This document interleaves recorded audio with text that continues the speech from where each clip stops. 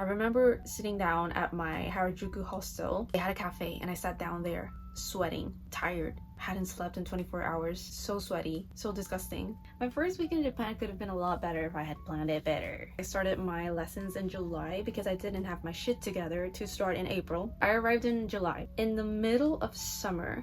Guys, when I mean summer in Japan, I mean hell. He will join us for this little chat. First of all, I'm an international student here in Tokyo. My first week in Japan was a bit crazy. Yeah. So for language school, you can only arrive during 4 times of the year: April, July, October, January. I started my lessons in July because I didn't have my shit together to start in April. The usual would be to start in April, which is when the school year starts in Japan. But I arrived in July, in the middle of summer. Guys, when I mean summer in Japan, I mean hell. When I came to Japan, it was like the first time I had ever experienced such weather. It was so hot, like you would step outside just for 1 minute and you would be sweating. Like you would feel like your sweat drops just like going down your body. And I arrived like that to Japan. I remember sitting down at my Harajuku hostel. They had a cafe and I sat down there, sweating, tired, hadn't slept in 24 hours, so sweaty, so disgusting. And the Japanese lady working at the cafe was obviously looking at me like I was crazy. She was thinking like, this girl is like about to pass out. And all I wanted to do was check in my bed because it was a hostel, so it's like a capsule hostel, so you know the vibes. And I was just waiting to check into my bed and take a shower and go to sleep. But I arrived like a little bit early, so my bed wasn't ready, so I had to wait there at the cafe, all sweaty. I must say, I arrived like 5 days before my classes started, and I had planned to go to Osaka to go to Universal Studios. So my plan was, and this is the plan that was executed actually, I arrived to Tokyo, went to Harajuku. I think I spent 2 days in Harajuku at that capsule hotel. I explored Shibuya. That was the first thing I wanted to do, was explore Shibuya, because I'm a fashion girly and Shibuya is like the fashion place, like one of the main fashion places. I did that, and then on the 3rd day I would go to Osaka and check into another hotel, go to Universal Studios because I had a 1.5-day ticket. I was ambitious. I thought I was gonna be able to explore Osaka, the city itself, but obviously I didn't have time. But anyways, mind you, it was my first time ever in Japan. I remember when I landed, I was thinking like, what have I done? I'm in a whole different continent. It's not my first time living abroad. Before Japan, I lived in Dublin, Ireland for a year and a couple of months. And I had the same reaction when I arrived to Ireland, Dublin. I was like crying the first 24 hours in my bed in Dublin because I was like, oh my god, what have I done? I don't have a job. I don't know anyone.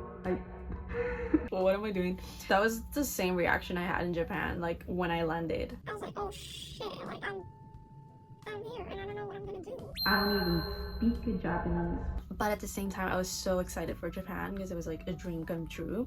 But I made it. I managed to get my ass to Osaka. Struggling with the Shinkansen ticket, but I managed. I don't even remember how. Now that I've been here for like over a year, I'm pretty good with it. But like at the time, I was like panicking. I had so many bad experiences with trains in Europe. I went to Osaka, was ambitious about my trip there. Only had time for Universal Studios. Yes, I went alone. I went alone because I love theme parks. I didn't know anyone, but I really wanted to go because I've always wanted to go to Universal. We'll go to Japan. I might as well go to Universal because I love theme parks. And yes, I was a lonely girl in Universal Studios, but I had a great time. It rained and I didn't care, just a little bit. So, oh my gosh. And the hotel, I felt so fancy. It was like, it had been a while since I had stayed like at a fancy hotel. Like the last time was at London. That's a whole story. Like that was an accident, but I ended up at a Hilton hotel in London.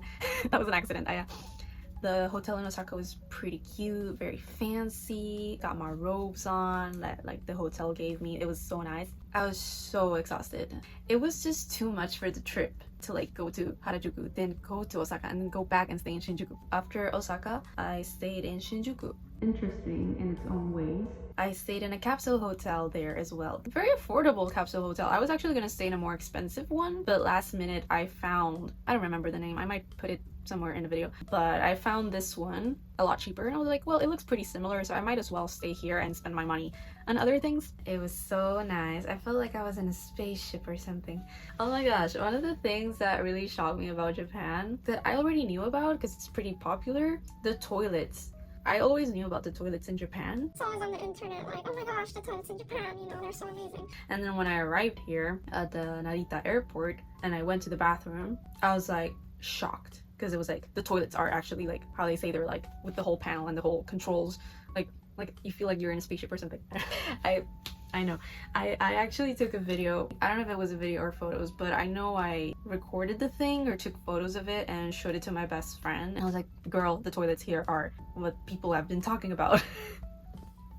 You should have seen my reaction. I know I must have looked crazy, but I was like actually losing my mind because the toilets were so amazing and are so amazing. In Shinjuku, had a lot of fun just walking around by myself. I didn't know anyone at the time in Japan. Now I do have like a lot of friends here. I was feeling some type of way. I was like, oh my gosh, what am I doing here? But at the same time, like so excited. I remember it was very rainy, very hot as well. So it was humid, but I remember I didn't care. The first day I cared, like the first 24 hours I cared at the cafe. After that, I was like so excited about everything, especially Harajuku, like Takeshita Street and like Shibuya. Those are the first places that I had to go to because I had heard so much about them. And then after 5 days, I stopped my capsule hotel life and I moved on to my dormitory life. I moved into my school's dormitory. Took so many Ubers on those first 5 days. I was panicking about being in restaurants and not being able to speak Japanese, so I didn't go to any restaurant. I would just go to 7-Eleven or Family Mart and buy my food there because I was so scared of having to speak Japanese.